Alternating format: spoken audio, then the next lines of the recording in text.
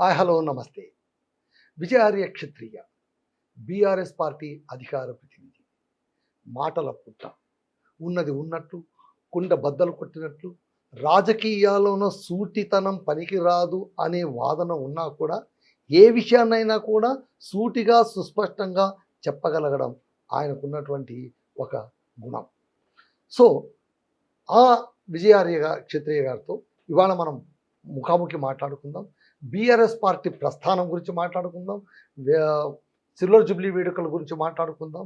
ఇప్పటి రాష్ట్ర పరిస్థితుల్లోన BRS party ఏం చేస్తుంది, ఏం చేయబోతుందో అన్ని విషయాలు కూలంకుషంగా మాట్లాడుకుందాం. సార్ నమస్తే. సార్ నమస్తే సార్. వచ్చే ఎన్నికల్లోన కేటీఆర్ గారు సీఎం క్యాండిడేట్గా నిలబెట్టే అవకాశాలు ఏమైనా ఉన్నాయా? అంటే మేబీ అదే ఉండవచ్చు ఉండకుండా లేకపోవచ్చు కూడా. ఎందుకంటే కేటీఆర్ గారు కేసీఆర్ మాకు బాస్, కేసీఆర్ మాకు బాస్ అని ఆయన అంటూ ఉన్నాడు. ఓకే, కానీ ఖచ్చితంగా కేటీఆర్ గారిని నెక్స్ట్ గెలిస్తే కనుక ముఖ్యమంత్రి చేసే అవకాశాలు ఉన్నాయని తెలంగాణలో చాలామంది అనుకుంటున్నారు. సార్ ఇప్పుడు ఒక్క విషయం అండి, కేసీఆర్ గారి కుమారుడు తారక రామారావు గారు, కేసీఆర్ గారి కూతురు కవితమ్మ గారు, కేసీఆర్ గారి మేనల్లుడు హరీష్ రావు గారు, వీళ్ళు ముగ్గురికి ముగ్గురు అర్హులే. ఎవరిని పెట్టినా హరీష్ రావుది అసలు సోహెల్ తీసి పడేశారుగా మీ వాళ్ళు. ఎక్కడండి, ఆయనే కదా మొత్తం బాడీ అంతా ఆయన. అవును, అంతా ఆయనే అండి, బాడీ అంతా ఆయనే, వెన్నుముక ఆయన, పార్టీకి ట్రబుల్ షూటరు ఆయనకు. ఇప్పుడు పనికి అన్న పదవికి తమ్ముడు, పనికి అన్న పదవికి తమ్ముడు. అట్లా లేదండి. ఇక్కడ చూడండి, హరీష్ రావు అనే వ్యక్తిత్వం ఎలాంటిది అని అంటే, కేసీఆర్ గారు లాంటి కష్టజీవి. ఒక మేనమామను చూసి ఎదిగినటువంటి అంత చక్కటి అల్లుడు ఎవరికి కూడా దొరకడు. మేనల్లుడు అంటే ఆయననే పెద్ద కొడుకులాగా చూస్తాడు కేసీఆర్ గారు. ఆయనకేమి తక్కువ చేయడు. పదవి ఇష్యూ వచ్చి, పార్టీ అనేది ఒక సముద్రం లాంటిది, 60 లక్షల మెంబర్షిప్ ఉన్నటువంటి పార్టీ. రెండవది, ఇప్పుడు కేసీఆర్ గారు తీసుకునే నిర్ణయాలు చాలామందికి కొడుకు కాబట్టి ఆయనకు వర్కింగ్ ప్రెసిడెంట్ ఇచ్చిరేమో అనుకుంటారు, కానీ అర్హతలు కవితమ్మ గారి కంటే, హరీష్ రావు గారి కంటే, తక్కిన మంత్రుల కంటే ఎవరికి ఎక్కువ ఉన్నాయి అని చూసుకొని ఇచ్చి ఉంటాడు. ఎందుకు అంటే కేటీఆర్ వాక్చాతుర్యం బ్రహ్మాండంగా చాలా డెవలప్ అయింది. తర్వాత ఒక అడ్మినిస్ట్రేటర్గా, మంత్రిగా కూడా ఆయన చాలా చక్కటి పరిపాలన చేశాడు. తర్వాత భాషలు, హిందీ చక్కగా మాట్లాడతాడు, ఉర్దూ చక్కగా మాట్లాడతాడు, తర్వాత ఇంగ్లీష్ చక్కగా మాట్లాడతాడు, ఇంకా 3 భాషలు, ఎక్కడైనా వేరే కంట్రీస్కి వెళ్తే ఆ భాషలు కూడా మాట్లాడతాడు. భాషా ప్రావీణ్యత అనేది చాలా చక్కగా కేసీఆర్ గారికి ఇమిడింది. సందర్భోచితంగా, సమయానుసారంగా వర్డ్ డెలివరీ అనేది చాలా చక్కగా ఉన్నది. ఒక నాయకుడికి కావాల్సింది వాయిస్. కాబట్టి ఒకవేళ భవిష్యత్తులో కేసీఆర్ గారి స్థానాన్ని హరీష్ రావు గారు తీసుకుంటే, కేటీఆర్ అంటే కేసీఆర్ గారి స్థానం అంటే ఏంది? ముఖ్యమంత్రి whole and soul, body and mind present ముఖ్యమంత్రి. కానీ రేపు పొద్దుగల బాడీ స్థానాన్ని హరీష్ రావు గారు తీసుకుంటే ఖచ్చితంగా కళ్ళు, చెవులు, ముక్కు ఏవైతే సెన్సార్స్ ఉన్నాయో ఆ సెన్సార్ స్థానం అంతా కంప్లీట్గా మన కేటీఆర్ గారి చేతిలోనే ఉంటుందండి. దాంట్లో తప్పేముందండి? నాకు అర్థం కాదు. అడుగుతున్నాం, తప్పులేదు కదా అంటే ఉందని కాదు కదా. వాళ్ళు, నేనేమంటున్నా, ముగ్గురు సమర్థులే, ముగ్గురు ముఖ్యమంత్రి పదవులకు సమర్థులే. కానీ ఆ ముగ్గుట్లో కూడా కేసీఆర్ గారి ఆలోచన ఎట్లా ఉంటుందో ఒకటి అయితే, రెండవది ఇచ్చే క్రమంలో మీరు అడ్వాన్స్గా అడుగుతా ఉన్నారు. రేపు పొద్దుగాల కేసీఆర్ గారి తర్వాత ముఖ్యమంత్రి కేటీఆర్ అని మీరు అడుగుతా ఉన్నారు. అది పార్టీ నిర్ణయం. దానికి ఒక కోర్ కమిటీ ఉంటుంది. ఆ కోర్ కమిటీ తర్వాత జనరల్ బాడీ ఉంటుంది. అందరూ అవును అంటేనే కేటీఆర్ గారు అవుతారు, కానీ కేసీఆర్ గారు సంతకం పెట్టినోడు కాదు కదండి.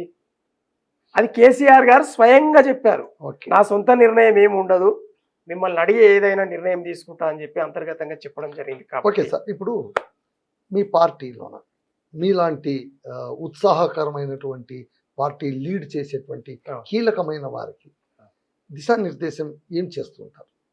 అంటే ప్రతిరోజు అంటే పార్టీ పరంగా మీరు అనేక టీవీ మీడియాలకు వెళ్తూ ఉంటారు, ఇవన్నీ చేస్తూ ఉంటారు. ప్రతిరోజు కూడా మీ అంతర్గత సమావేశాలు ఇవన్నీ జరుగుతూ ఉంటాయా? మీతో జరుపుతూ ఉంటారా? 100% అండి. ఎవరైతే పార్టీ ముందు వరుసలో ఉండి నడుస్తున్న నాయకులు ఎవరైతే ఉంటారో ఆ కొద్ది మందితోటి కేటీఆర్ గారి సమావేశాలు ఉంటాయి, హరీష్ రావు గారి సమావేశాలు ఉంటాయి. ఒక్కరిది ఉండదండి, మీరు మర్చిపోయారు. ఓకే. హరీష్ రావు గారు మాట్లాడతారు, కేటీఆర్ గారు మాట్లాడతారు, కేసీఆర్ గారు మాట్లాడతారు ప్రత్యేకంగా. వీళ్ళు ఏ విధంగా మాట్లాడాలి అనే ట్రైనింగ్ తో పాటుగా శిక్షణతో అంశాలతో పాటుగా తర్వాత భవిష్యత్తు రాజకీయాల నిర్మాణం ఈ విధంగా మన దేశంలో కానీ మన రాష్ట్రంలో కానీ పక్క రాష్ట్రంలో కానీ ఏ విధంగా ఉండబోతుంది, ఎట్లా ఉంటుంది, మనం ఏ విధంగా మాట్లాడగలగాలి అనే విషయాలు వాళ్ళు చక్కగా వాళ్ళు వివరిస్తారు. వితౌట్ శిక్షణ ఎట్లా ఒక పార్టీ నాయకుడుగా స్ప్రెడ్ అవుతారండి? కాదు కదా.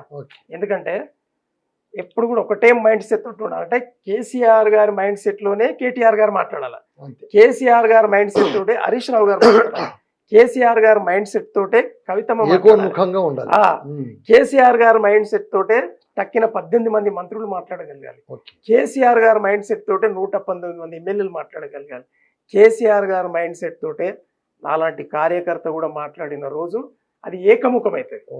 బహుముఖం పోయి ఏకముఖంగా మాట్లాడిన రోజు పార్టీ నేతృత్వం ఏది ఒక్కరి చేతిలో నడిస్తేనే సంసారం బ్రహ్మాండంగా చక్కబడుతుందండి. కాబట్టే ఈరోజు ప్రజలు ఆలోచనలు పడ్డారు ఏంటంటే అన్యాయంగా మేము కాంగ్రెస్కి ఇస్తేమి, అనవసరంగా పెద్ద మనిషిని పక్కకు పెడితేమి, ఈరోజు ఆయన చేసిన సంక్షేమ పథకాలు, ఆయన చేసిన అభివృద్ధి పథకాలు ఎంత చక్కగా ఉన్నాయి. ఈరోజు వస్తే రేవంత్ రెడ్డి గారు ఎప్పుడు చూసినా జేబు కాలును నన్నేం చేయమంటారు, జేబు కాలుని నన్నేం చేయమంటారు అన్నబట్టి ఈ జేబు కాలున్నోడు అన్నోడు మరి ఎన్నికల ముందు ఈ మాట చెప్తే మేమెందుకు ఓట్లేస్తుంటిమి? కేసీఆర్ గారి కంటే చాలా బలంగా తయారు చేస్తాం మిమ్మల్ని, చాలా చక్కగా మిమ్మల్ని చూసుకుంటా, మీకు అన్ని పథకాలు ఆయన 1 రూపాయి ఇస్తే నేను 2 రూపాయలు ఇస్తా, సంక్షేమ పథకాలలో అభివృద్ధి పథకాలలో ఆయనను మించి చేస్తా అని హామీ ఇచ్చినటువంటి రేవంత్ రెడ్డి గారు ఈరోజు సంవత్సరంన్నర నుండి నిన్నటికి నిన్న మీకు తెలుసు కదా సార్, నిన్నటికి ఆయన ప్రకటన ఈరోజు తెలంగాణ ప్రజలలో దిగ్భ్రాంతిని కలిగిస్తూ ఉన్నది, భయాందోళనను కలిగిస్తూ ఉన్నది. అరే తెలంగాణ, ఇంత చక్కటి తెలంగాణ రాష్ట్రాన్ని కేసీఆర్ గారు కష్టపడి 6 నిమిషాలు కష్టపడి కేసీఆర్ గారు, ఆయన మంత్రిమండలి, ఆయన ఎమ్మెల్యేలు, జిల్లా పరిషత్ చైర్మన్లు, మేయర్లు, మండల్ ప్రెసిడెంట్లు, ఎంపీపీ ప్రెసిడెంట్లు, ఎంపీటీసీలు, జడ్పీటీసీలు, సర్పంచులందరూ కష్టపడి తెలంగాణ నిర్మాణంలో పాల్గొంటే ఈ దుర్మార్గంగా ఈ విధంగా నాశనం చేయబట్టని అందరూ బాధపడుతూ ఉన్నారు సార్. సార్ చివరిగా ఒక్కస్తున్నారు, నిన్న రేవంత్ రెడ్డి ముఖ్యమంత్రి గారి స్పీచ్ తెలంగాణకు డ్యామేజ్గా భావిస్తున్నారా, బీఆర్ఎస్ పార్టీకి మైలేజ్గా భావిస్తున్నారా? సార్ మాకు మైలేజ్ రేవంత్ రెడ్డి గారి ద్వారా వస్తుందా సార్? మళ్ళీ కోరి మీ చేతికి అస్త్రాలన్నీ ఇచ్చేసారు కదా. లేదండి, మైలేజ్ మాకు అని మీరు అనుకుంటున్నారేమో. మైలేజ్ ఎప్పుడు ఆయన ఏదో అందిస్తే మాకు మైలేజ్ రాదు. మైలేజ్ ఆటోమేటికల్లీ మా అభివృద్ధి పథకాలు ఇప్పుడు మేము చెప్తా ఉన్నాం చూడు, మేము ఇది చేసినాం, మేము అది చేసినామని. ఆనాడు ఎవరు చెప్పలేదు, అది పంచాయతీ వచ్చింది. అసలు ఎన్ని వేల మాకు చెప్తే ఓట్లు వానికి ఏం కాదనే పంచాయతీ ఉంది ఊర్లలో. అరే ఇంత మంచిగా బాగా చేసిండ్రు, కానీ తెలియకుండా వాస్తవం అది ప్రచారం జరగలేదండి. ఇప్పుడు భగీరథుడు అంటే నిజంగా భగీరథుడే కేసీఆర్. ఆయన మైండ్ సెట్ చాలా శాంతంగా అభివృద్ధి మీదనే ఉంటుంది పొద్దుగా లేచి. అయితే ఆయన డిస్టర్బ్ కాకుండా ఉన్నాడు కదా.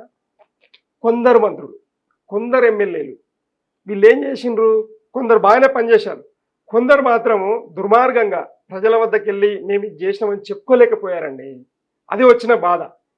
అది ఒకవేళ చేసి ఉంటే ఈ పరిస్థితి రాదు. ఇప్పుడు ఏంది అని అంటే రేవంత్ రెడ్డి గారు ఆయన గత కాలంలోనే మేము గిట్లనే చేస్తాం, ప్రజలు గిట్లనే ఉంటారు, వాళ్ళకి గట్లనే ఇష్టం ఉన్నది, మమ్మల్ని మేము చేయమంటాం. ఇది ఆయన డైలాగ్స్ మీరు వినండి. రెండవది, బీసీలకు పరిపాలన చేసుడు చేత కాదు, ఉంటే మేమే ఉండాలి, ఉంటే వాళ్ళే ఉండాలి. ఈ డైలాగులు కూడా కొట్టిండు. ఉంటే మేమే ఉండాలి, ఉంటే వాళ్ళే ఉండాలి అని డైలాగ్ కొట్టిండు. నేను ఎందుకు ఆ మాట అంటున్నా, ఓకే. ఈ డైలాగ్ నాకు యాద ఉంది కాబట్టి చెప్తా ఉన్నా. సార్ మీరు ఇట్లా చెప్పబడుతుంది అని అంటే ఆయన మనసులో ఉంటే మేమే ఉండాలంటే పార్టీ లేదు, ఆయన ఉంటాడా? కాబట్టి పార్టీ పెట్టబోతుండ అంటున్నాను. పార్టీ పెట్టబోతా ఉన్నాడు. మీ ఆలోచన 100% ఆయన అన్న ఆలోచన ప్రజలకు అప్పటి పూర్తికి ఆలోచన చేస్తారు. ప్రజలకు సోయి లేదు, వాళ్ళకి గట్లనే ఇష్టం ఉంటుంది, మాకు గిట్లనే ఇష్టం ఉంటుంది. తర్వాత రెండవ డైలాగు, బీసీలకు పరిపాలన చేత కాదు కాబట్టి మేము గిట్లనే వెళ్తూనే ఉంటాం, మీరు గట్లనే ఉంటారు, ఓట్లు వేస్తూనే ఉంటారు అన్న శాల్తీ ఎవరంటే రేవంత్ రెడ్డి గారు. కాబట్టి ఇక్కడ కూడా వైఎస్ఆర్సీపీని దృష్టిలో పెట్టుకొని ఇక్కడ వర్సెస్, ఎందుకనంటే ఇక్కడ వెలమ ఇక్కడ రెడ్డి ఉండాలనే దాంట్లో ఆయన గతంలో అన్న దానికే నేను ఆన్సర్ ఇస్తా ఉన్నాను. నేను ఉత్తగానే ఊహాజనితంగా చెప్పట్లేదు. 100% ఇది జరగబోతుంది. ఓకే. రేవంత్ రెడ్డి గారు పార్టీ పెట్టబోతాడు. మళ్ళీ ఏంది అని అంటే ఇక్కడ ఉన్నటువంటి ఆంధ్ర ఓట్లను నాకేస్తారు. ఎందుకు? చంద్రబాబు నాయుడు గారు ఆయన గురువు గారు ఉన్నారు కాబట్టి అని ఆయన కలలు గంట ఉన్నాడు. మేము ఉత్తగానే ఉన్నామా? బీఆర్ఎస్లో బీఆర్ఎస్ పార్టీ బీఆర్ఎస్ నాయకత్వం ఉత్తగానే ఉందా? సైలెంట్గానే ఉంటామా? మాకు బీజేపీ మధ్యలో మీరు బీజేపీని అసలు పట్టించుకోరా? లేదు. వినండి, బీజేపీ రేవంత్ రెడ్డి అయినా మాకు శత్రువే, కాంగ్రెస్ రేవంత్ రెడ్డి అయినా మాకు శత్రువే. ఏం సార్? లేదు, సొంత పార్టీ పెట్టినా మాకు ఖచ్చితంగా శత్రువే కదా సార్. శత్రువే. వాళ్ళతో మాకేం సంబంధం? మేము గిది అని ప్రజల వద్దకు వెళ్తాము, ప్రజలు మ్యాండేట్ ఇస్తారు. కానీ తెలంగాణ కోసం తెలంగాణ అంటే కేసీఆర్ గారిని చాలామంది ఈయన వెలమ కులమైన అని చూస్తూ ఉన్నారు. కానీ కేసీఆర్ గారు ఎప్పుడు కూడా కుల దృక్పథంతో రాజకీయాలు చెయ్యలేదు. ఇది వాస్తవం. ఇది నమ్మాల్సిన అవసరం ఉంది, దీన్ని అర్థం చేసుకోవాల్సిన అవసరం ఉంది. ఎందుకంటే ఒకవేళ నిజంగానే ఆయన వెలమ రాజకీయాలు చేస్తే ఇంత గోస ఎందుకు పడతాడండి? ఏం అవసరం అండి?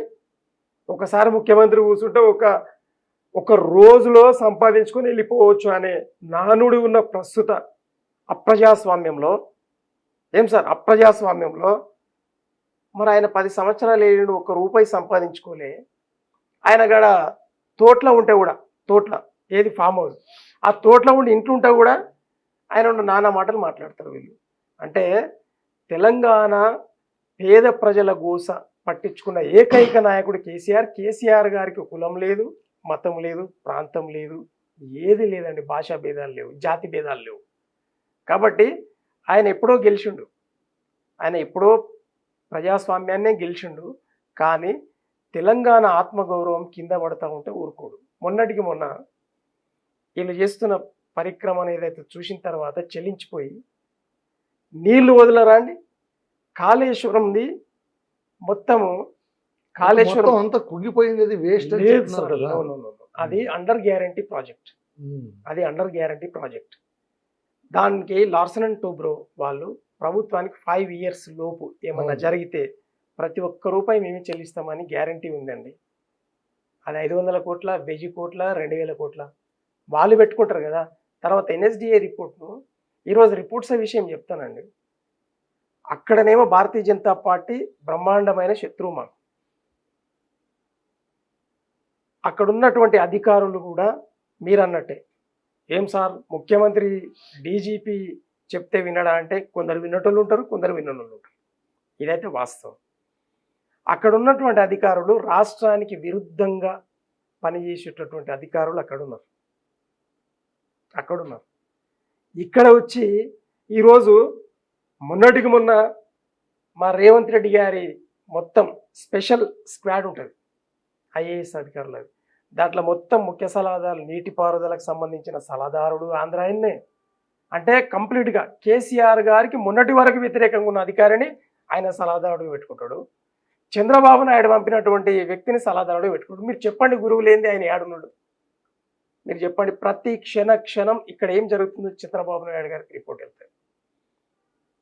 అంటే ఆయనకు ఆంధ్రపాలన పట్టలేదా? ఆయన ఆ పనిలోనే బిజీగా ఉన్నారు. ఆయన అమరావతి కట్టడంలో బిజీగా అయితే మీ తెలంగాణ గురించి ఎందుకు వింటారు? ఈరోజు చంద్రబాబు నాయుడు గారి ఆస్తులు, బినామీ ఆస్తులన్నీ హైదరాబాద్లో ఉన్నాయండి. వాటి సంరక్షకుడు ఎవరు అంటే రేవంత్ రెడ్డి గారు. ఇది వాస్తవం. సరే మీరు ఎన్నైనా ఆరోపణలు ఏమున్నాయండి? ఇప్పుడు నాకే నిజంగానే ముఖ్యమంత్రి పదవి ఉంటే నేను 2 నిమిషాలలో ప్యాక్ చేస్తాను. నేను ఎగ్జాంపుల్ అంటున్నా. నేను ఒక సిటిజన్ ఆఫ్ ఇండియా కాబట్టి, నేను ఎమ్మెల్యే కాదు, నేను ఎమ్మెల్సీ కాదు, నేను ముఖ్య పదవులు లేను కాబట్టి నేను ఏం చేయలేను. నేను చెప్పగలుగుతా, ఆరోపించగలుగుతా, కానీ నిరూపించలేనుగా. నేను నిరూపించలేను కదా. నిరూపించాలంటే కేసీఆర్ గారు నిరూపిస్తారు. రేపు పొద్దుగాల మళ్ళీ రాబోయే క్రమంలో ఖచ్చితంగా కేసీఆర్ గారే ముఖ్యమంత్రి అవుతారు. ఓకే, కేసీఆర్ గారే ముఖ్యమంత్రి అవుతారు. ఈయన చేసిన పరిపాలన ఎంత సుఖమైంది, ఈయన చేసిన అవినీతి ఎంత అనేది ఖచ్చితంగా బట్టబయలు చేస్తారు. ఈరోజు మా జగదీశ్వర్ రెడ్డి గారు అసెంబ్లీలో క్లియర్ కట్ చెప్పిండు, మీకేమన్నా మేము ఏదైతే ఇన్ఫ్రాస్ట్రక్చర్ డెవలప్మెంట్ చేసినాం, వాటర్ ప్రాజెక్ట్స్, విద్యుత్ ప్రాజెక్ట్స్, ఇండస్ట్రియల్ ప్రాజెక్ట్, ఉపాధి కల్పన ప్రాజెక్టులు అన్నీ ఉన్నాయి కదా, మీకు ఏ కోశాన ₹1 అవినీతి చేసినట్టు మీకు అనిపిస్తే మీరు కమిషన్లు వేయండి, నిజ నిర్ధారణ చెయ్యండి, ప్రజల ముందు మా అవినీతిని బయట పెట్టండి. ఎందుకు ఊరికే మేము అవినీతి చేసినామని మాట్లాడతారు? తెలంగాణ ప్రజల ప్రయోజనాల కోసం ఏదైతే బంగారు తెలంగాణ కాన్సెప్ట్ తోటి నీళ్లకు ఫస్ట్ ప్రియారిటీ ఇచ్చి, విద్యుత్తుకు సెకండ్ ప్రియారిటీ ఇచ్చి, ఏదైతే మేము నిర్మాణం చేసినామో రోడ్లకు థర్డ్ ప్రియారిటీ ఇచ్చి, భవనాలకు 4th ప్రియారిటీ ఇచ్చి, ఏదైతే మేము చేసినామో ఆరోగ్యానికి 5th ప్రియారిటీ ఇచ్చి, విద్యకు 6th ప్రియారిటీ ఇచ్చి, ప్రియారిటీ వైజ్ మేము డెవలప్ చేసుకుంటూ వచ్చినామో దాంట్లో ఏ కోశాన కూడా మీకు తప్పు తేలితే మమ్మల్ని పట్టుకోమని చెప్పింది సార్. కేసీఆర్ గారు ఎన్నోసార్లు చెప్పి ఊకే మాటలు మాట్లాడకుండా పోయి మేము అవినీతి చేసినామంటే మీరు పెట్టండి అన్న. మా కేసీఆర్ గారు, కేటీఆర్ గారు, హరీష్ రావు గారు, కవిత గారు ఎన్నోసార్లు చెప్పారు. కవిత గారి ఇష్యూ, కవిత గారిని భారతీయ జనతా పార్టీ కావాలని పార్లమెంట్ ఎన్నికల కంటే ముందు కావాలని అరెస్ట్ చేసి ఈడీని అడ్డం పెట్టుకుంది. ఏం తేలిందండి సుప్రీంకోర్టులో? ఏం తేలలే. మరి ఎందుకు పెట్టినరా భయ్ 163 రోజులు ఒక స్త్రీని, ఒక స్త్రీ అని చూడకుండా కూడా 163 రోజులు ఎందుకు పెట్టిరని అడిగింది సార్. నాదొక ప్రశ్న, మీరు ఇది అడిగారు కాబట్టి నేను చెప్పాలి. రేవంత్ రెడ్డి గారి పైన కేసీఆర్ గారి యాక్షన్ అంటే కనుక చట్టం తన పని తాను చేసిపోయింది, ఆయన ఏం చేశారండి అని అంటారు. కవిత గారి దగ్గరకు వచ్చేసరికి వాళ్ళే చేశారండి అని అంటారు. ఏంటి ఇవి? ఇప్పుడు రేవంత్ రెడ్డి గారిది అయితే సినిమా ముందర ఉంది, మా కవిత ముందర పెట్టమండి సాక్ష్యం.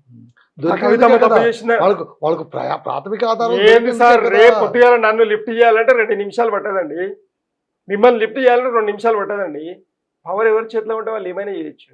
దాన్నే రాజ్యహింస అంటారు. రాజ్యహింసలో రేవంత్ రెడ్డి గారు నిజంగా పట్టుడు పోయిందా లేదా అనేది ఇక్కడ clarity. Chandrababu Naidu A1 A2 ఇద్దరు, అది కేసు నడుస్తూ ఉంది కదా సార్. ఇప్పుడు మా కవితమ్మది ఉంది, మా కవితమ్మది ఏముంది? మీరు పెట్టాలి కదా. అదే సిబిఐని, ఈడీని అడిగింది, ఎందుకు అరెస్ట్ చేసిరా, ఇన్ని రోజులు ఎందుకు పెట్టిర్రు, ఆమెకు బెయిల్ ఎందుకు ఇస్తలేరు, అంత పెద్ద తప్పు చేసిందా చూపెట్టని అని అడిగింది కదా. ఏం లేదు, చూపెట్టలే, మొట్టికాయలు వేసి పంపించింది. ఎప్పుడు ఈ మొత్తం ఓకే. అంటే మేము ఏమంటున్నామంటే తెలంగాణ పేద ప్రజల పోరాటం తెలంగాణ వాదం. తెలంగాణ వాదానికి దిక్కు దివానా లేక ఉండే మలిదశ ఉద్యమం తర్వాత ఆయన చేత పట్టిన తర్వాతనే, దానికి ఒక రాజకీయ కోణంలో యుద్ధాన్ని ప్రకటించిన తర్వాతనే రాష్ట్రం వచ్చింది. వచ్చిన రాష్ట్రాన్ని అదే యుద్ధ ప్రాతిపదికన ఈరోజు డెవలప్మెంట్ చేస్తే కన్నుగుట్టినటువంటి కేసీఆర్ గారు ఫ్యామిలీ అంటే పడిరానటువంటి ఒక టీం ఉంటుంది. ఆ టీంకు మా రేవంత్ రెడ్డి గారు కలిసిపోతారు. మొత్తం ఇద్దరు టీముకు మా చంద్రబాబు నాయుడు గారు వెనకకెళ్ళి వేస్తారు. ఆయనకు మళ్ళా మోదీ గారు ఉంటారు. ఎందుకు? మొండోడు ఎవరు? కేసీఆర్ గారు మొండోడు, ఎవరికి లొంగడు, ఎవరికి సంధియ్యడు. ఇద్దరం కలిసి పోటీ చేద్దామన్నా మోదీ గారిని పోబాయి నీతో ఎవడు చేస్తాడు అన్నాడు. ఎందుకు? నాకు క్రిస్టియన్లు ఓట్లు వేస్తారు, ముస్లింలు ఓట్లు వేస్తారు, బుద్ధిస్టులు ఓట్లు వేస్తారు, జైనులు ఓట్లు వేస్తారు, నేను సెక్యులర్, నీతో ఎట్లా కలుస్తా అని చెప్పి ఆయన నొద్దంటే, మరి మా కవిత మనం తీసుకుపోయి లోపటేసిరి అట్లా చేస్తామని చెప్పి. సరే, అదే సెక్యులర్ పార్టీ అయినటువంటి బీఎస్పీ తోటి పొత్తు పెట్టుకుంటే నువ్వు రద్దు చేపిస్తేవి. ఆ పొత్తును ఒకటే రోజులో రద్దు చేసిరు. కవిత మన అరెస్ట్ కాగా రద్దు చేసిరు. అంటే ఇది ఏంటంటే భారతీయ జనతా పార్టీ అంటే కాంగ్రెస్ పార్టీ అయినా భారతీయ జనతా పార్టీ అయినా రెండే ఎందుకు రెండు అంటున్నామంటే ప్రాంతీయ పార్టీలు ఏవైనా కూడా సొంత ప్రాంతాన్ని డెవలప్ చేసుకోవాలని పుడతాయండి. ఇది వాస్తవమా కాదా? సరే, మేము చంద్రబాబు నాయుడు గురించి కొద్దో గొప్ప ఇట్లా మాట్లాడినా ప్రాంతీయ పార్టీ విషయంలో ఈరోజు నాదెండ్ల భాస్కరరావు గారి వ్యవస్థాపకత్వంలో నిర్మాణమైనటువంటి ఎన్టీ రామారావు గారి మరి నాయకత్వంలో ముఖ్యమంత్రి నాయకత్వంలో ప్రభుత్వాన్ని ఏర్పాటు చేసిందా లేదా? చేసింది.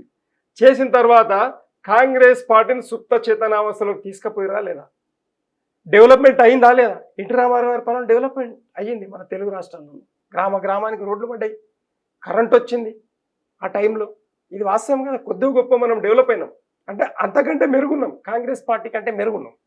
అంటే ఈ ప్రాంతీయ పార్టీల వల్ల ప్రజలకు మేలే జరుగుతుంది కానీ ఎప్పుడు కూడా కీడు జరగదు.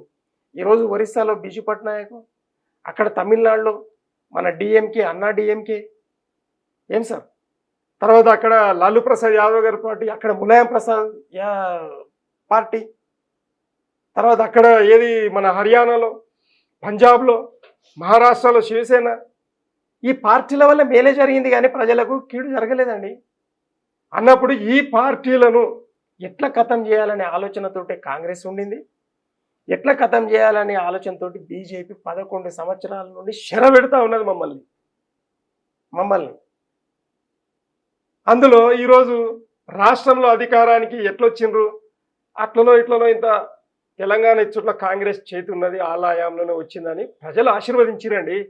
ఆశీర్వదించినంత మాత్రాన నీవు ఎవరైతే ఆశీర్వదించే ప్రజలకు నీవు టోపీ పెడతా, కుచ్చు టోపీ పెడతా అంటే, శటకొమ్మ పెడతా అంటే ఇది ఎక్కడి దుర్మార్గం? రేవంత్ రెడ్డి గారిది నిజంగా అంటా ఉన్నా, ఆయన మనసులో కుట్రనే లేకపోతే నీవు ఆల్రెడీ ముఖ్యమంత్రి అయినావుగా, మాకంటే నువ్వు బ్రహ్మాండమైన పరిపాలన ఇవ్వచ్చు కదా, నీదేం పిచ్చితనమని మేము అడుగుతా ఉన్నాము. ఎందుకు ఇస్తలేవు చెప్పు సార్, ఓపెన్ కదా.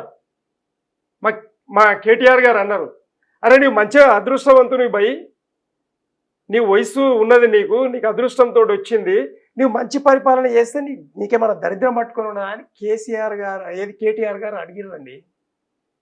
నువ్వు మంచిగా చేస్తే వచ్చే ఎన్నికలలో కూడా నిన్నే ముఖ్యమంత్రి చేస్తారు కదా, పోటీలో మేము ఉన్నా కూడా నీకేం దరిద్రం పట్టిందని చెప్పి నీవు అని పిచ్చి పిచ్చి శాస్త్రాలు ఎవడో చెప్పినట్టు ఎట్లా వింటున్నావు, తెలంగాణ బిడ్డలాగా పరిపాలన చేయని కేటీఆర్ గారు అన్నారు కదండి. మీరు చూడండి వీడియోస్. అంటే ఈరోజు రేవంత్ రెడ్డికి పిచ్చి పట్టిందా మరి? ఏమైంది? ఎందుకు అట్లా చేస్తా ఉన్నాడు? ఈరోజు చూడండి, నువ్వు నిజంగానే కాంగ్రెస్ ముఖ్యమంత్రి అయితే ప్రణాళిక 420 హామీలు నువ్వే ఇచ్చినావు, నీ నోటి ద్వారా పలికినవు అన్నప్పుడు నీవు ఇచ్చిన మాటనే నీవు ఏది అమలు చేయకపోతే నిన్ను ఎట్లా నమ్ముతారు? ఒకటి. రెండవది, నిన్ను ముఖ్యమంత్రి చేసినటువంటి కాంగ్రెస్ పార్టీని ఎట్లా నమ్ముతారండి మీరు చెప్పండి? అంటే దుర్మార్గం కాదా? అంటే కాంగ్రెస్ పార్టీని మొత్తం సుప్త చేతనావస్థలోకి తీసుకుపోవాలి కాబట్టి ఏం చేయాలి? ఈయనను పొమ్మనలేక పొగ కాంగ్రెస్ పెడతలే, నన్ను ఎప్పుడు ఎలా కొడతారా అని చెప్పి ఈయన పొగ పెడతా ఉన్నాడండి. ఇది రహస్యం. నీకు అధికారం ఉన్నది, చేయరా బాబు అని చెప్పి నీకు అధికారం ఇస్తే నువ్వెందుకు ప్రజలకు సేవ చేస్తలే చెప్పండి? ఇంత దుర్మార్గం ఉంటుందా? అంటే ఇది ఒక పెద్ద కుట్ర దాగి లేదని మీరు అంటారా? 100% కుట్ర దాగి ఉంది. కాంగ్రెస్ రెడ్డి అనే పార్టీ పెట్టబోతున్నాడు రేవంత్ రెడ్డి కాబట్టే ఇక్కడ కాంగ్రెస్ను దొక్కాలే, అబద్ధాలు చెప్పి బీఆర్ఎస్ పార్టీని సుప్త చేతనావస్థలోకి తీసుకుపోవాలి, 2 పార్టీలను దొక్కితేనే నాకు శక్తి వస్తుంది అనే కుట్రనే కదా అనేది. లేకపోతే నువ్వు ఆల్రెడీ ముఖ్యమంత్రి కదా, నీవు మామూలు ఎమ్మెల్యే ఎంపీ కాదు కదా, ఇంకా ప్రాబ్లం ఏంది నీకు? నువ్వెందుకు చేస్తలే? ఓకే సార్, చూద్దాం మీ ఆలోచన, మీ ఊహ మ్యాచ్ అవుతుందో లేదో రానున్న కాలం. నేను అన్నది వాస్తవంగా కనిపిస్తుందా? ఆల్రెడీ ముఖ్యమంత్రి సార్. ఒకటి సార్, మీరు చెప్పాలి ఇప్పుడు, ఎందుకంటే ప్రశ్న మీరేసిరు కాబట్టి మీరు చెప్పాలి ఖచ్చితంగా. నేను ప్రశ్న పార్టీ పెడతాడని నేనేం అడగలే. నేను అడిగింది ఏంటి, ఆయన ఎందుకు అలా మాట్లాడారు, ఇది మీకేమైనా ప్రశ్న?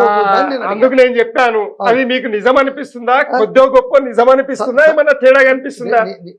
ఆల్రెడీ ముఖ్యమంత్రి నువ్వు కాంగ్రెస్ పార్టీకి రేపు పొద్దుగా లోకల్ బాడీలో ఎన్నికలు వచ్చేటి ఉన్నాయి, నీ ఈ విధమైన ప్రవర్తన చేస్తే ఒక్క ఓటు కూడా కాంగ్రెస్ కి అయ్యారు. ఓకే, కానీ చివరిలో ఆయన ప్రసంగంలో ఒక మాట అన్నాడు, అది మీరు కూడా గుర్తుంచుకుంటే బాగుండేది. ఆయన ఏమన్నారు, సరే ఇది ఇలా ఉంది, కానీ నా దగ్గర ప్రణాళిక ఉంది, మీరందరూ సహకరించి నాతో రండి, మనం అభివృద్ధి పథంలో తెలంగాణ నడిపిద్దామనే మాట కూడా అన్నారు ఆయన. అవునండి, ఆ మాట కూడా అన్నారు. అసెంబ్లీలో మళ్ళీ మనం దాన్ని మర్చిపోతే అసెంబ్లీలో మాటలు లక్ష్య చెప్తారండి. సుహృద్భావ వాతావరణం అనేది ఉండాలి. ప్రజాస్వామ్యం ఇది, ఎవడి సొత్తు కాదు, అందరి సొత్తు అన్నప్పుడు అవకాశం ఇస్తున్నారు కదా. ప్రతిపక్షంలో ఉన్నటువంటి ఒక మహానాయకుడు, తెలంగాణను తెచ్చి పోరాటం చేసిన మహానాయకుడు కేసీఆర్ గారు ఉంటే ఆయన సభకి ఆయన రావట్లేదు. దగ్గరకు అవ్వండి, సభకు రాకపోతే అన్న ఏం తప్పైంది అని చెప్పి నువ్వు రావాలి కదా ఇంటికి, నీకు ఆ మర్యాద లేదా? ఎట్లా ఎలా మాట్లాడతారు వస్తారండి? సార్, ఎట్లా ఆయన మాట్లాడతారు సార్? ముఖ్యమంత్రి కదండి. రాజకీయాలంటే రెండు రకాలు ఉంటాయి. నీకు నిజంగానే ప్రేమ ఉంటే ఆయన ఎందుకు వస్తలేడు? ఇంటికి ఆయన వెళ్తారండి. రాకపోని కారణం చెప్పండి మీరు. మీరు చెప్పండి. నువ్వు దుర్మార్గంగా తిట్టినావు, అనవసరంగా తిట్టినావు, ఓర్వలేక తిట్టినావు, దేశంతో తిట్టినావు, కుల గర్వంతో తిట్టినావు నువ్వు కేసీఆర్ గారిని. ఎట్లా వస్తాడండి? అంత డైరెక్ట్ ఎవరైనా అనొచ్చా?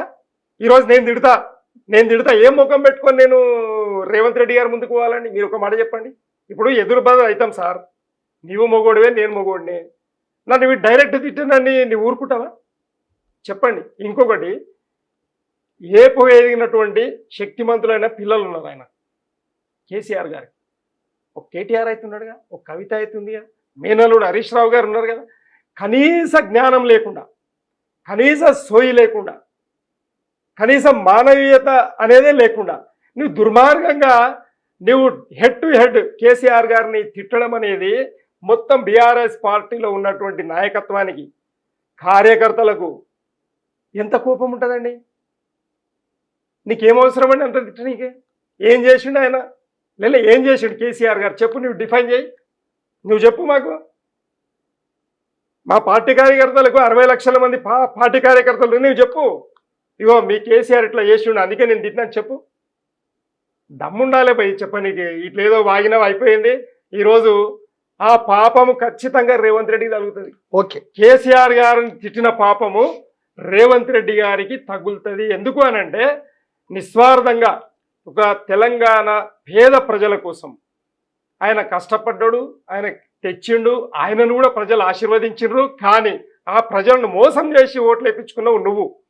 ఈరోజు మళ్ళీ అదే ప్రజలకు, నీకు ఓట్లు వేసిన ప్రజలకు నీవు హామీలు నెరవేర్చలేవు. కాబట్టి ఆ ఉసురు కేసీఆర్ ఉసురు, 2 ఉసురులు తల్లి నువ్వు పోతావు అనేది ఈరోజు ప్రజలు మాట్లాడుకుంటా ఉన్నారు. ఇది వాస్తవం అండి, ఇది దుర్మార్గం అండి. ఎందుకంటే ఎప్పుడు కూడా హోందాతనం అనేది ఉండాలి. నువ్వు ముఖ్యమంత్రి అయినాక కూడా తిడతావు అని అంటే, సరే ఎమ్మెల్యే ఉన్నావు, ఏదో నీ ఫోకస్ గానికే తిట్టినావు అనుకోవచ్చు. నీవు ఎంపీగా ఉన్నావు, నిన్ను నువ్వు ఫోకస్ గానికే తిట్టినావు అనుకోవచ్చు. ఒక ముఖ్యమంత్రిని ఎవరు అంటుర్రు అనేది చూస్తారు ప్రజలు. అన్నప్పుడు నువ్వు 2 హోదాలను తిట్టినా కూడా భరించిండు. నువ్వు ముఖ్యమంత్రి అయినాక కూడా 24 గంటలు నువ్వు కేసీఆర్ కేసీఆర్ కేసీఆర్ ఫ్యామిలీ కేసీఆర్ కేసీఆర్ కేసీఆర్ ఫ్యామిలీ ఇదే కదా నువ్వు వాడేది. ఇది మానుకో అంటున్నాం మేము. దయచేసి ఇది మా రిక్వెస్ట్, కార్యకర్తల రిక్వెస్ట్, నాయకుల రిక్వెస్ట్. నీవు ఇప్పటికైనా మానుకొని శుభ్రమైన మనసుతోటి నువ్వు పరిపాలన చేస్తే ఏదైనా నీకు మేలు జరుగుతుందేమో. కానీ నీవు ఇదే పద్ధతితో పోతే మాత్రం రాజకీయంగా నీవు పొందబెట్టబడతావు. వ్యక్తిగా నువ్వు శక్తిమంతుడు అవుతుండొచ్చు, కానీ రాజకీయంలో చచ్చిపోతారు. ఎందుకంటే ఈడేంద్రబాయ్ ఊకే తిడతా ఉంటాడు వేరే వాళ్ళని అని అంటారు. ఆ జాలు ఇప్పటికే నీకు ఆ పేరు వచ్చేసింది. కాబట్టి దయచేసి కేసీఆర్ గారిని, కేసీఆర్ గారి ఫ్యామిలీని తిట్టకుండా పరిపాలన మీద మీరు దృష్టి సారించండి, మా రిక్వెస్టు. తర్వాత ఇచ్చిన హామీలను ఖచ్చితంగా నెరవేర్చండి, మా రిక్వెస్టు. కాలేదనుకో నిజాయితీగా ఒప్పుకోండి. నేను ఆ రోజు ఓట్ల కోసం మాత్రమే నేను అబద్ధం ఆడినా, నన్ను క్షమించండి. నిజంగా ఇక్కడ ఉన్న డబ్బు గింత, నేను గింతే చేయగలుగుతాను ఇప్పుడు చెప్పండి, ఎవడొద్దన్నాడు? అదే మాట చెప్పారు కదా, నేను ఇంతే ఉంది డబ్బులు, నన్ను ఏం చేయమంటారు అని అన్నాడు కదా ఆయన. నా తప్పైందని అనలే కదా. తప్పైంది ఎన్నికల కంటే ముందు లేదు సార్, ఎన్నికల కంటే ముందు నేను అబద్ధం ఆడినా అని చెప్పలేదు కదా. చెప్పాలి, ఎన్నికల కంటే ముందు నేను ఓట్లు వేయించుకోనికి మీ దగ్గర అబద్ధం ఆడినా అని మీకు క్షమాపణ, బహిరంగ క్షమాపణ చెప్పాలి ప్రజలకు. అప్పుడు ఏమవుతుంది అని అంటే అది వేరే లెక్కలు ఉంటుంది. నువ్వు క్షమాపణ చెప్పు. ఎందుకంటే ఆ మాట ఒప్పుకోడు ఆయన, ఆ మాట ఒప్పుకోడు. ఏ రాజకీయ నాయకుడైనా ఆ మాట ఒప్పుకోడు సార్. మీరు రేవంత్ రెడ్డి గారు అంటే ఎవరైనా ఎందుకు ఒప్పుకుంటారు? కుర్చీ మీద కూర్చునే దాకా ఒక మాట, కుర్చీ మీద కూర్చున్నాక ఒక మాట అంటే ఎట్లా ఉంటుంది సార్? షరతులు వర్తిస్తాయి అన్నాడు ఆయన. మరి షరతులు వర్తిస్తాయి అని ఎన్నికల కంటే ముందు ఉంటే ఇదే ప్రజలు నీకు ఓట్లేసేటోళ్ళ కాదు కదా. ఇగో ఇది దుర్మార్గం అంటే, ఇది అబద్ధం అంటే. కేసీఆర్ గారు అబద్ధం ఆడలే, ఓపెన్ హార్టెడ్, ఏదైనా ఓపెన్ హార్టెడే. ఏదైనా ఓపెన్గానే మాట్లాడతాడు. ఆయనకేమి ఏది క్లియర్గా ఏమంటారు, ఒకరిని కిందేయడానికి వ్యూహరచన చేయడు ఆయన. ఎవరితో కేసీఆర్ అంటేనే వ్యూహం, కేసీఆర్ అంటేనే వ్యూహం. లేదండి, ఆయన ఒక్కరికి హాని జరగాలనే వ్యూహాలు ఆయన ఎప్పుడు పన్నడు. ఒకరికి వ్యతిరేకంగా పాజిటివ్నెస్ ఉంటుంది ఆయన. అందరూ బాగుండాలి, అందులో నేను ఉండాలి, ఇంత మంచి చేసినందుకు ఇంత పేరు ఉండాలి అనుకుంటాడే తప్పిస్తే ఆయన ఎవరి గురించి కూడా దుర్మార్గంగా ఆలోచన చెయ్యడు. ఇది వాస్తవం. వాళ్ళ ఫ్యామిలీ కూడా వాళ్ళ పిల్లలకు కూడా అదే పట్టుకొని ఉంది. కానీ వాళ్ళు అందరితోటి కలిసిపోతారు, ఎక్కడ అహంభావం లేదు. చాలామంది ఏమంటారంటే, ఇప్పుడు ఇన్ని లక్షల కోట్ల జనాభాలో జనాల తాకిడి ఎక్కువ ఉంటుంది, జరసేపు పలకరియనంత మాత్రాన అలిగినోడు వాడేం నాయకుడు అవుతాడండి? కాడు కదా. నువ్వు అపాయింట్మెంట్ తీసుకొని పో, తప్పేం లేదు. నీకు అపాయింట్మెంట్ ఇవ్వకపోతే చాలామంది మనకు కంప్లైంట్స్ వచ్చినాయి, ఏది మీడియా ద్వారానే. సార్ అపాయింట్మెంట్ కూడా ఇవ్వట్లేదంట. అసలు సార్ ఒక వ్యక్తి ఒక ఊర్లో ఉన్న సగానికి సగం 1000 మంది 2000 మంది ఒకటే రోజు ఒక అరగంటకు వస్తూ పోతా ఉంటే మీరు ఎంతమందిని కలవగలుగుతారండి? చాలా కష్టం అండి. మేము మొన్న బర్త్డేకి పోయినాం, బర్త్డేకి అసలు స్థానమే లేదు, బండ్లు పెట్టే స్థానం లేదు, నడిచిపోదామంటే జనాలు ఉన్నారు. మొన్న రజతోత్సవ సభలు జరిగాయి. రజతోత్సవ సభలలో ఎటు 25 కిలోమీటర్లు బళ్ళు అయినాయి, జనాలు అయినాయి అంటే ఆ సభ దాన్ని ఏమని వర్ణించాలి మీరు చెప్పండి? మేము స్వయంగా 5 కిలోమీటర్లు నడిచిపోయాను. నేను 5 కిలోమీటర్లు నేను స్వయంగా నడిచిపోయానండి. బండ్లు ఎక్కడన్నా వదిలేసినాం, తర్వాత తీసుకుని అండర్పోయాను. రాత్రిలో 2 గంటలకు వెళ్ళి మా బండి తీసుకొని మా ఇంటికి వచ్చినామండి. పొద్దున 7 గంటలకు వచ్చాం. అంటే నేను ఏం చెప్పబోతున్నా అంటే, కేసీఆర్ అనేట ఆయన నిజాయితీ పరుడు, ఒక నిబద్ధత నిష్ఠతోటి ఉన్నటువంటి వ్యక్తి, ప్రజల మేలే కోరిండు తప్పిస్తే ఏం కాదు. కాళేశ్వరం గురించి మాట్లాడితే మీకు కన్నీళ్ళు వస్తాయి. అంత కష్టపడితే ఈరోజు కాళేశ్వరం అనేది కూలేశ్వరం అంటాడు ఆయన. ఏమనాలి? కోపం వస్తుంది. అవునా? పాలమూరు రంగారెడ్డి కథ చెప్తే మీకు కూడా కన్నీళ్ళు వస్తాయి. యుద్ధమే నీటి యుద్ధం కదండి. వచ్చే కాలం అంతా నీటి యుద్ధాలు రాబోతున్నాయని ఆయన ఎంతో దూరదృష్టితోటి తెలంగాణ లుల్లే నీటి యుద్ధంకు సంబంధించింది నీళ్ల కోసము దాంట్లో ప్రణాళికబద్ధంగా చేస్తే కూడా ఈరోజు ఆ శ్రమను అవమానపరచడం, మీరు వ్యంగ్యంగా మాట్లాడితే అవమానపరిచినట్టే కదా. కళ్ళతోటి చూసి అభివృద్ధిని చూసి అభివృద్ధి కాలేదు అని అంటే వాళ్ళని ఏమనాలండి? ఇంతకంటే ఉగ్రవాదులు, ఇంతకంటే ద్రోహులు ఎవడన్నా ఉంటాడా? వీళ్ళని ఏమనాలి? అంటే చూసి కూడా ఆ విధంగా అవమానం చేయడం అనేది మంచి పద్ధతి కాదు. తప్పును తప్పే అనండి, ఒప్పును ఒప్పే అనండి. ఈరోజు ఆరోగ్యశ్రీ ఉంది, ఆరోగ్యశ్రీ కాంగ్రెస్ వాళ్ళు పెట్టి బ్రహ్మాండంగా మీ పేరు పెట్టినాం మేము. అలాంటివి ఎన్నో ఉన్నాయి. ఇంకా కేసీఆర్ గారు ఎప్పుడు కూడా నిజాయితీగానే ఒప్పుకుంటాడు. కాంగ్రెస్ వాళ్ళు యూపీఏ గవర్నమెంట్లో తెలంగాణ ఇచ్చింది సోనియమ్మ, ఆమె పాదాలకు నమస్కారం అన్నాడా లేదా? అన్నాడు కదా, మొక్కిండు కదా. ఇంకేందండి? అట్లా సహాయపడ్డ 38 పార్టీలకు ఆయన పాదాభివందనాలు చేశారు. ఇంకేం చేయాలా? చెప్పలేదా? చెప్పిండు. కానీ తెలంగాణ ప్రజలకు భయపడి కాంగ్రెస్ ఇచ్చింది, ప్రేమతోటి ఇయ్యలే. అంటే ఏమన్నా అసోసియేషన్ కావచ్చు, ఈసారి తీవ్రంగా ఉన్నారు జనాలు, వాళ్ళ మైండ్ సెట్ వేరేగా ఉన్నది. ఎందుకంటే అప్పటికే 1300 మంది చనిపోయారు. ఏం సార్ అంటే 69, 71 కాకుండా మొన్నటికి మొన్న 1300 మంది అప్పటికే చనిపోయి ఉన్నారు, కోపద్రిక్తులై ఉన్నారు. ఏమన్నా జరగవచ్చు అని వాళ్ళ ప్రాణాలు కాపాడుకోవడానికి భయపడిచ్చారు, ప్రేమతోటి కాదు. ఆయన మా కేసీఆర్ గారు తెలంగాణ ప్రజల తరఫున పాదాభివందనం చేసిండు కదా అందరికీ. ఇంకేం చేయాలండి నాకు అర్థం కాదు. వీళ్ళు దుర్మార్గులు, తెలంగాణ ప్రజల మీద పగబట్టిర్రు, కేసీఆర్ గారి మీద పగబట్టిర్రు. కాబట్టే ఈ కుట్రలన్నీ జరుగుతూ ఉన్నాయి. రేవంత్ రెడ్డి గారు ఆ కుట్రలకు కేంద్ర బిందువు అయ్యిండు. రేపు భవిష్యత్తులో కూడా ఆయన్నే వర్సెస్ జరుగుతూ ఉంటుంది అనేది నేను చెప్పబోతున్నా. కాబట్టి మేము రేవంత్ రెడ్డి సొంత పార్టీ పెట్టినా, లేదు బీజేపీ రేవంత్ రెడ్డి అయినా, బీజేపీ తెలుగుదేశం పార్టీ అయినా, లేదు ఎన్డీఏ ప్లస్ రేవంత్ రెడ్డి అయినా, మేము యుద్ధానికి రెడీగానే ఉన్నాం. ప్రజలు మ్యాండేట్, ప్రజలు నిర్ణేతలు కాబట్టి ప్రజల వద్దకు మనం వెళ్దాం, చూసుకుందాం. దాంట్లో పంచాయతీ ఏమున్నది? ఓకే అండి, చాలా సంతోషం. చాలా విషయాలు చెప్పారు. చూద్దాం భవిష్యత్తులోనూ మీరు చెప్పిన అంశాలు ఏవి నిజమవుతాయో, ఏవి ఊహలుగానే మిగిలిపోతాయో. ఒకవేళ నిజాలైతే మళ్ళీ మనం కూర్చొని మాట్లాడదాం. అంతవరకు సెలవు. Thank you sir. నమస్తే.